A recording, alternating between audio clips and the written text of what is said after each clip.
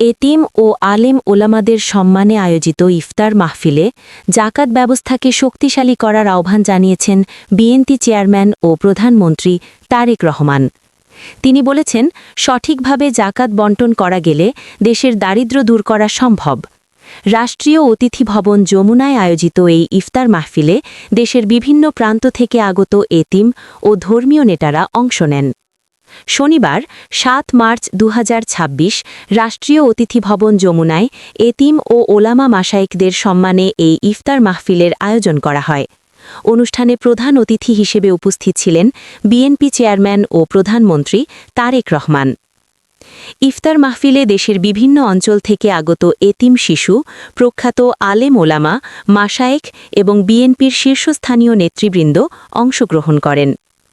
এ সময় উপস্থিত ছিলেন প্রখ্যাত ইসলামিক আলোচক শেখ আহমাদুল্লাহ সহ দেশের বিভিন্ন আলেম ওলামা ও মাশায়েখ। অনুষ্ঠানে তাদের সঙ্গে সৌহার্দ্যপূর্ণ পরিবেশে মতবিনিময় করেন তারেক রহমান।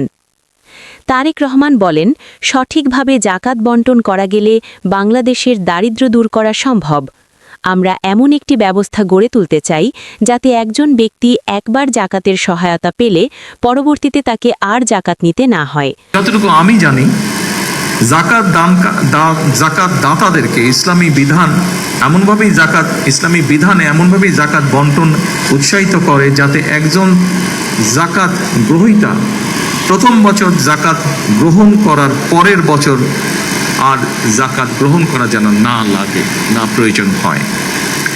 বিশেষজ্ঞগণ বলছেন, পরিকল্পিতভাবে জাকাত বণ্টন করা গেলে দারিদ্র্য বিমোচনে জাকাত একটি যুগান্তকারী ভূমিকা পালন করতে পারে বাংলাদেশের দারিদ্র্য বিমোচনে।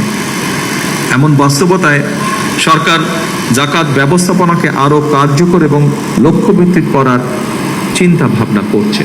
এ ব্যাপারে আজকে এখানে যারা বিশিষ্ট আলেম ব্যক্তিগণ উপস্থিত আছেন, আপনাদের সহযোগিতা ব্যক্তিগতভাবে আমি কামনা করছি। তিনি আরও বলেন, জাকাত শুধু দান নয়, এটি একটি শক্তিশালী সামাজিক ও অর্থনৈতিক ব্যবস্থা যা সঠিকভাবে প্রয়োগ করা গেলে দরিদ্র মানুষকে স্বাবলম্বী করা সম্ভব। অনুষ্ঠানের এক পর্যায়ে এতিম শিশু ও আলেম ওলামাদের সঙ্গে ইফতার করেন তারেক রহমান।